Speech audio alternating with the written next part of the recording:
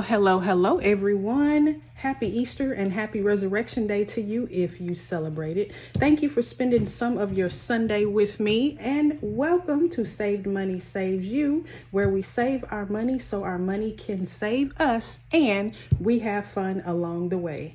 I am Kendra, and this is Anthony and Franklin, the channel mascots, who are here to remind us that slow and steady also wins the race. Say hi, guys.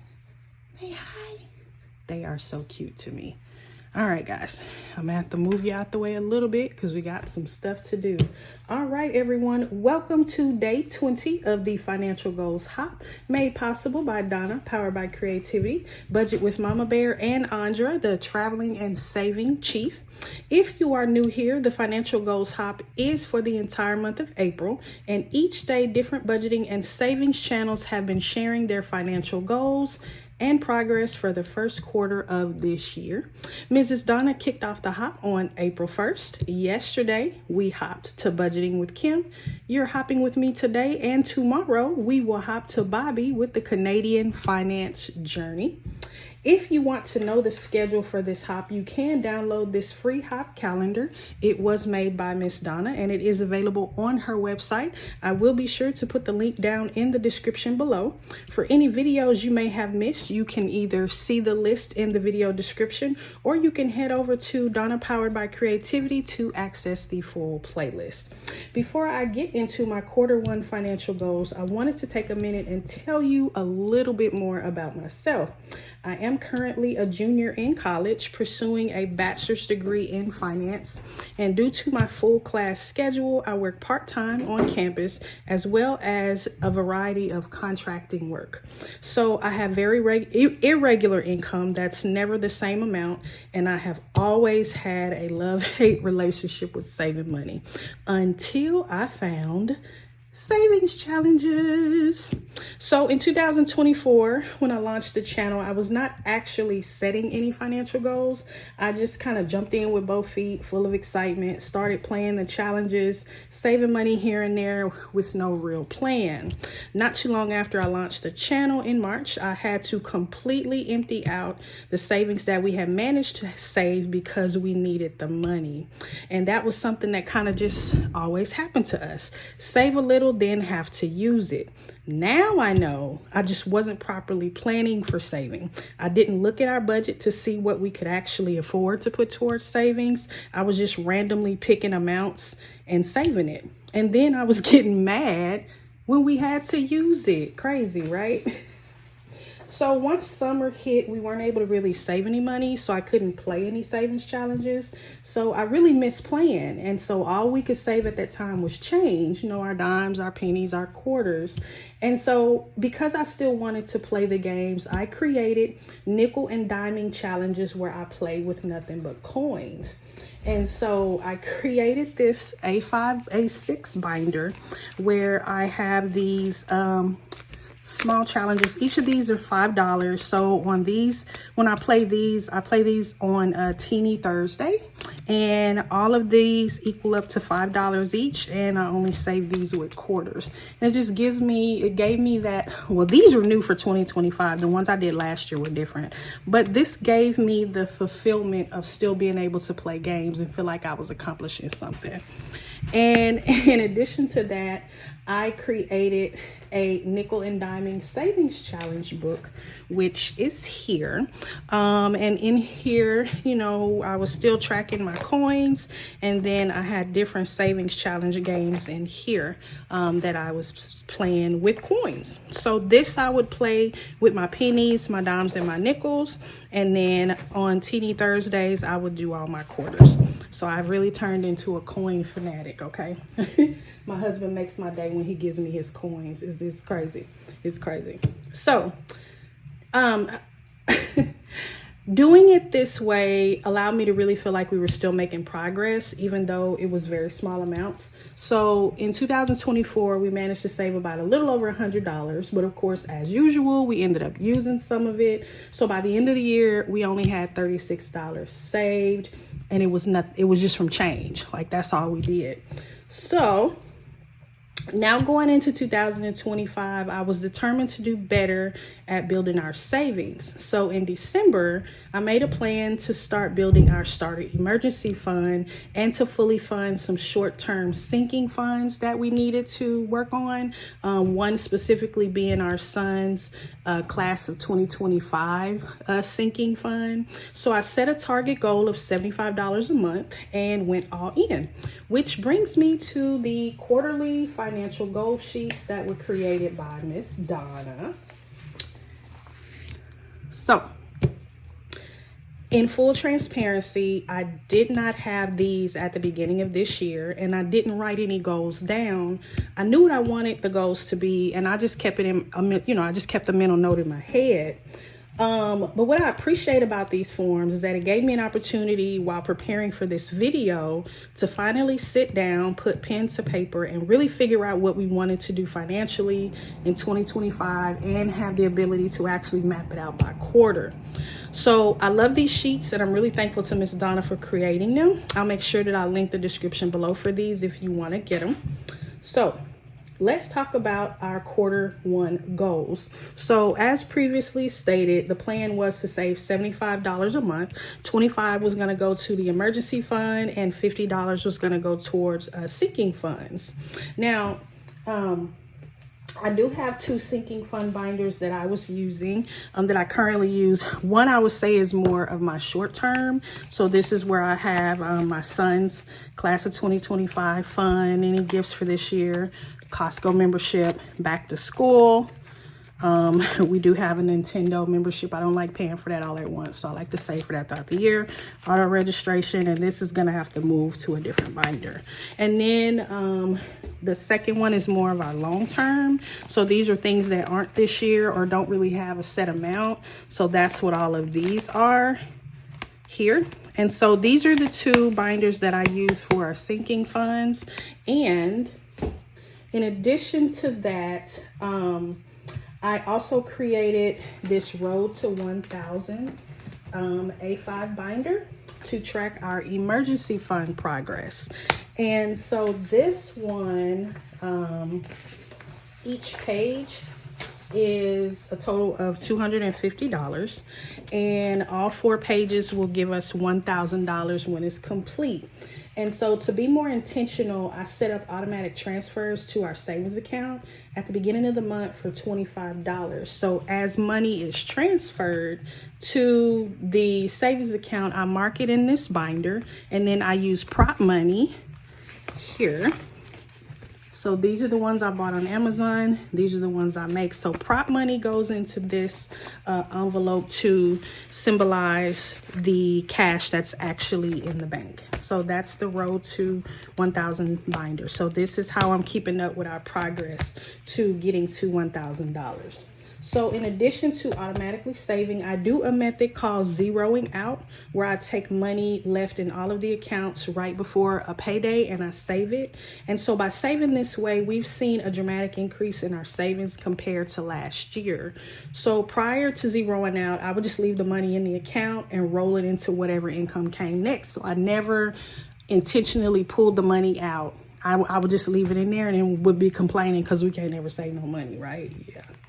So for January 2025, again, the goal was to save $75 toward the emergency fund and to make sure that I zero out all of the accounts at the end of the month. So for the month of January, we actually were able to save $95.75. And then for February, the goal was the same. We were able to save $263.90. And then for March, we were able to save $161.50. So for the first quarter of 2025, we actually surpassed our quarterly goal of saving $225 because we saved a total of $521.15. $309 of that is in our emergency fund, and the remaining $212.15 is in various sinking funds in my A6 binders that I showed you earlier. So we're off to a great start, right? Wrong. So I'm currently dealing with an issue that could have been avoided had I thoroughly planned. Okay. So because I didn't sit down and properly plan our savings goals, I discovered that I did not have all of the sinking funds that I need for this year, and our 2025 fund is short. So we are not on track to complete this one in time for my son's graduation deadline. So I also didn't effectively plan around due dates. Like Costco is coming up here and this is not fully funded. So at the beginning of Q2, I'm now going to have to reallocate all of this other money and put it into these pressing sinking funds so that I can cover them. And then I got to start all over with the other ones. So yeah, sad face. Shame on me. Don't make the mistake I did. Plan and plan properly so you don't have to play catch up on the back end like we're having to do now. So because I now have these sheets, I want to show you the difference between Q1 and Q2 of actually sitting down and actually making a plan, which is what I should have done for Q1. And at the beginning of the year, I didn't, but I'm doing it now. So as you can see, I was able to really think through what I need to do for this quarter. And so for April, the goal is to fully fund the class of 25 sinking fund, still save 75 for the month, still zero out.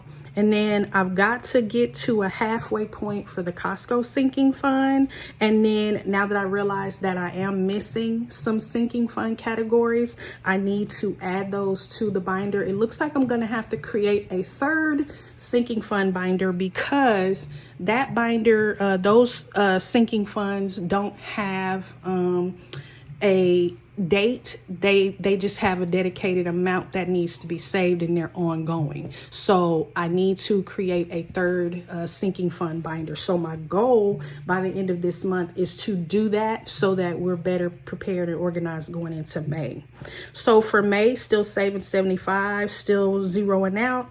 And the goal is to have Costco fully funded by the end of May because it is due in June. And so I got to make sure I'm intentional the rest of this month and May so that we can get Costco fully funded. And then in June, still saving 75, zeroing out all the accounts. And now the goal is to start working on our holiday binder because I'm always late to the game when it comes to saving for holidays. Christmas is my absolute favorite time of year. And I'm trying to do better about saving in advance so that we're not rushing, hustling at the end of the year, because when you fail to plan, you plan to fail. And what do you end up doing around the holidays? Taking on debt. We ain't trying to hear that. So the plan is to start working on our holiday savings in June. Okay. So also, in addition to these sheets by Miss Donna, we have SMART goal sheets that were made by the Traveling and Saving Chief, and I absolutely love these. If you aren't familiar with a SMART goal, it is a goal that is specific, measurable, attainable, relevant, and timely. So basically, this is the best way to do a goal. It gives you specifics. It lets you look at, can I even do this? Can I achieve it? How will I achieve it? And then put a timeline on it to help you make sure that you're on track. So I have two of these that I went ahead and filled this out for.